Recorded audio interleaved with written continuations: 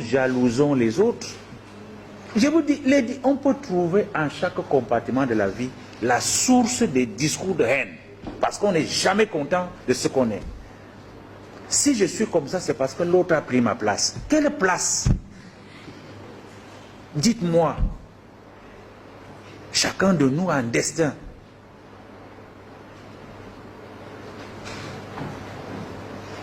À partir de cet instant, si nous retrouvons l'humilité, que d'aucuns qualifient de faiblesse, mais l'humilité est une force, celle-là qui nous réconcilie avec le Très-Haut. Je ne vous ai pas dit d'être naïf. Loin de nous ce discours de naïveté. Vous devez être réaliste et comprendre que votre propre bonheur est aussi lié au bonheur des autres. Et j'aime souvent le redire et souffrir que je le redise encore aujourd'hui. Nous sommes aujourd'hui trop préoccupés par le matériel. Et croyez-moi, il ne faut jamais être heureux seul. On vous donne des responsabilités, tu es là tout seul, tu accumules, mais tes collaborateurs ne savent même pas si tu manges, si tu bois, on ne sait même pas si... Non, il faut anticiper. Chacun de nous a besoin d'un peu de lumière. Quand Dieu vous place quelque part, vous devez faire le bonheur autour de vous. Chaque chef qui est chiche, qui a le franc en main, ne mérite pas sa place. Commentez comme vous voulez. Moi, je dois vous dire les vérités. On doit partager. C'est lorsqu'on partage qu'on diminue la haine. Voyez-vous, votre domestique qui touche votre nourriture, qui touche vos habits, vous attendez que le mois passe 10 jours avant qu'il commence à grincer les dents. Patron, est-ce que c'est pas possible? Faites attention.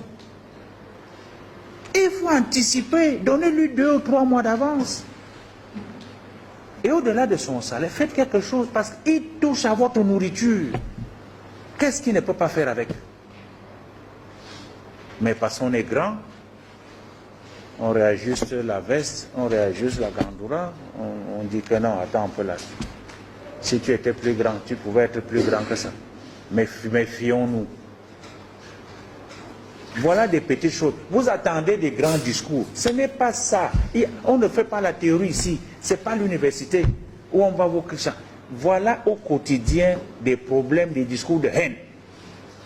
Et là, c'est la haine que vous entretenez dans votre propre famille. Parce que vous méprisez le domestique, vous méprisez le chauffeur. Vous méprisez votre épouse. Il faut lui dire merci quand il vous a fait une bonne sauce.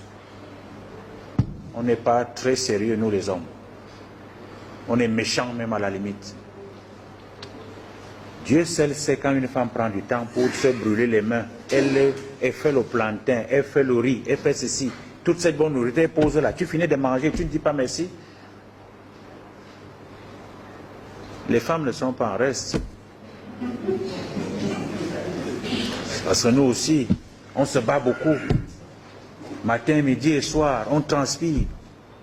On amène quelque chose à la maison. Mais quand on arrive à créer nous bien, pas les palabres. Du matin au soir, tu étais où? Tu faisais quoi? C'est patati patata. Non, il y a toujours, c'est le désordre. Ça chauffe.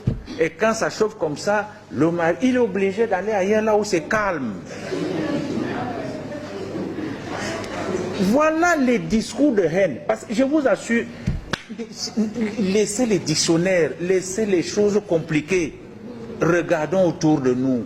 Que faisons-nous pour que la vie soit allégée, soit moins pénible? Chacun de nous a une responsabilité.